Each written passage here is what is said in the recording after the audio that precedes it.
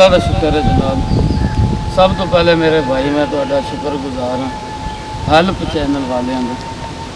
मैं तुहानू गुजारिश की तुसीं मेरी गुजारिश पर तशरीफ लिया, बहुत शुक्रिया। ਤੁਹਾਡੀ ਅਸੀਂ ਪਹਿਲੀ ਕਾਲ ਦੀ ਹਾਜ਼ਰ ਹੋ ਗਏ ਹਾਂ। हाँ जी ਨਹੀਂ ਹੈ ਜੀ, ਦੁਬਾਰਾ ਤਾਂ ਨਹੀਂ ਕਰਨੀ ਪਈ। ना जी ਬਹੁਤ ਆਓ ਬੈਠੋ ਜੀ, ਇਹਨਾਂ ਦਾ ਬੈਠ ਕੇ ਹਾਲਾਤ ਸੁਣੀਏ, ਹਾਲ ਸੁਣੀਏ ਇਹਨਾਂ ਦਾ ਕੀ ਮਾਮਲਾ ਹੈ।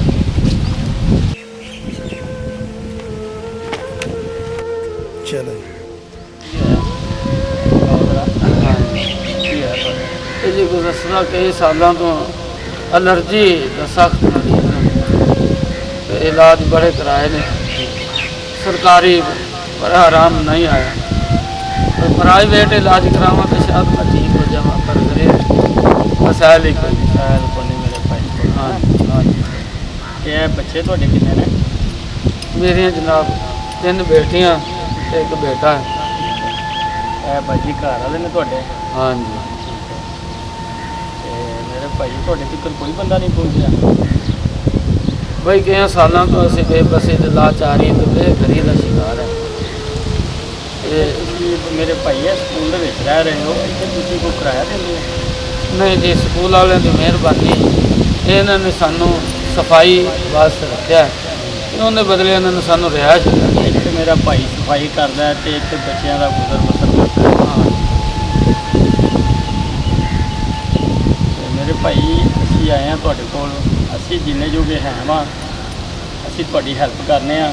ਬਾਕੀ ਵੀ ਅਸੀਂ ਭਾਈਆਂ ਅੱਗੇ ਰਿਕੁਐਸਟ ਕਰਨੇ ਆ, ਮਿੰਨਤ ਸਮਾਜਤ ਸਮਝ ਲੈਣ ਉਹ ਕਰਨੇ ਆ ਕਿ ਤੁਸੀਂ ਹੱਕਦਾਰ ਹੋ, ਤੁਹਾਡੇ ਤੱਕ ਜਿਹੜਾ ਨਾ ਪਹੁੰਚਣ, ਤੁਹਾਡੀ ਹੈਲਪ ਕਰਨ। ਇਹ ਕਰਨਾ ਜੋ ਕਿਸੇ ਵੀ ਕਰਨਾ ਹੈ ਉਹਨੇ ਅੱਲਾ ਦੀ ਰਜ਼ਾ ਵਾਸਤੇ ਕਰਨਾ ਹੈ, ਅੱਲਾ ਨੂੰ ਖੁਸ਼ ਕਰਨ ਵਾਸਤੇ ਕਰਨਾ ਹੈ। ਤੇ ਅਸੀਂ ਕੋਸ਼ਿਸ਼ ਕਰਾਂਗੇ ਅੱਲਾ ਪਾਕ ਦੀ ਜ਼ਾਤ ਤੁਹਾਡੇ ਆਪਣੀ ਰਹਿਮਤ ਕਰਨ, ਆਪਣਾ ਫਜ਼ਲ ਕਰਨ ਤੇ ਤੁਹਾਡੀ ਹੈਲਪ ਵਾਸਤੇ ਅਸੀਂ ਦੁਬਾਰਾ ਵੀ ਜ਼ਰੂਰ ਆਈਏ। मैं तो कहना आ झूठ नहीं है साहब जी, आ मोहरा लगी हुई हैं, दिल का मसला मेरा आ टेस्ट है, बहुत महंगा टेस्ट है, 4600 सरकारी अस्पतालों वाले मंगे साहब, 4600। तो मैं गरीब बंदा हांडी रोटी मसें पूरी एक टाइम की करना, तो 2 टाइम मेरे बच्चे अल्लाह अल्लाह करते थे, एक टाइम लभदी शुक्र अदा पर किमें मैं अपनी दवाई तो करा, मैं आदि बच्चों को रोटी पानी ना करा।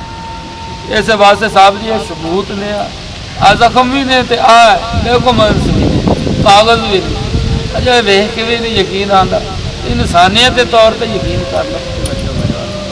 हाँ जी इंशाअल्लाह ਤੁਹਾਡੀ ਆਵਾਜ਼ ਜਿੱਥੋਂ ਤੱਕ ਅਸੀਂ ਪਹੁੰਚਾ ਸਕੇ ਅੱਲਾ ਸੋਹਣੇ ਦੇ ਹੁਕਮ ਦੇ ਨਾਲ ਉੱਥੋਂ ਤੱਕ ਪਹੁੰਚਾਵਾਂਗੇ।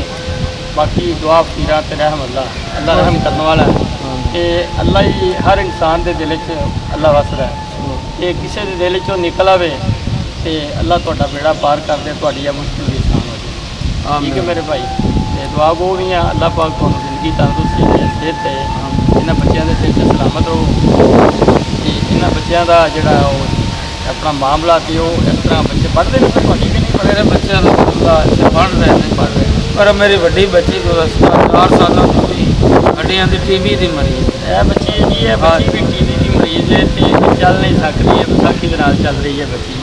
ਮਾਸ਼ਾਅੱਲਾ ਔਲਾਦ ਵਾਲੇ ਔਲਾਦ ਸਭ ਦੀ ਇੱਕ ਜੈਸੀ ਹੁੰਦੀ ਹੈ, ਤੇ ਜਿਹੜਾ ਕੋਈ ਮੇਰਾ ਭਾਈ ਮੇਰੀ ਇਹ ਮੂਵੀ ਵੇਖੇ ਉਹ ਇਹਨਾਂ ਦੀ ਹੈਲਪ ਵਾਸਤੇ ਜ਼ਰੂਰ ਬੋਲੇ, ਜ਼ਰੂਰ ਕੁਛ ਕਰੇ। ਬੱਚੇ ਸਾਰਿਆਂ ਦੇ ਇੱਕ ਜੈਸੇ ਨੇ। ਅੱਲਾਹ ਪਾਕ ਤੁਹਾਨੂੰ ਜਜ਼ਾ ਦੇ ਇਸ ਕੰਮ ਦੀ, ਤੇ ਤੁਹਾਡੇ ਸਦਕੇ ਅੱਲਾਹ ਪਾਕ ਮੇਰੇ ਤੇ ਵੀ ਆਪਣੀ ਰਹਿਮਤ ਕਰੇ, ਸਭ ਤੇ ਆਪਣੀ ਰਹਿਮਤ ਕਰੇ ਤੇ ਸਾਨੂੰ ਇਸ ਤਰ੍ਹਾਂ ਚੱਲਣ ਦਾ ਤੇ ਸਾਨੂੰ ਲੋਕਾਂ ਦੀ ਤਰਫ ਪਹੁੰਚਣ ਦੀ ਤੌਫੀਕ ਦੇ ਮਾਲਕ ਪਰਵਰਦੀਗਾਰ। ਆਮੀਨ ਆਮੀਨ। बहुत शुक्रिया जी।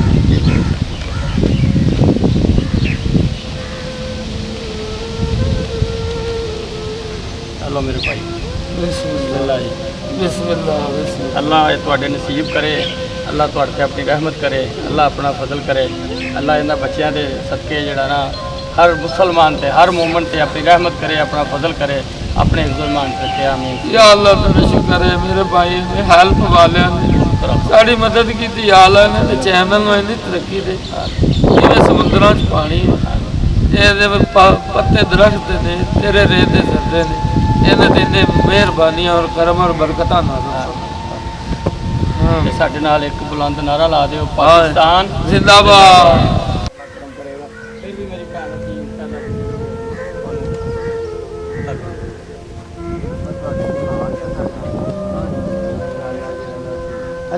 ਇਨਸ਼ਾਅੱਲਾ ਸਾਡੀ ਤਵੱਜੋ ਸਾਡਾ ਧਿਆਨ ਤੁਹਾਡੇ ਵੱਲ ਦਿਲ ਖਸੂਸ ਚੈਨਲ ਨੂੰ ਵੀ ਤੁਹਾਡੇ ਟੈਲੈਂਟ ਨੂੰ ਵੀ ਇਨਸ਼ਾਅੱਲਾ ਮੰਜ਼ਿਲ ਮੁਕੀਮ ਪਹੁੰਚਾਵਾਂਗੇ।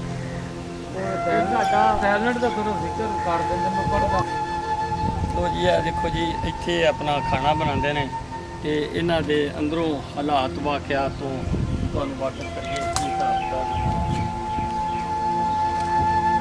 ਹੈ ਜੀ। ਇੱਥੇ ਗੁਜ਼ਰ ਬਸਰ ਕਰਦੇ ਨੇ ਪਏ ਆਪਣੀ ਇਹਨਾਂ ਕੋਲ ਵਿਚਾਰਿਆਂ ਕੋਲ ਇਹ ਪੰਖਾ ਵੀ ਕੋਈ ਨਹੀਂ।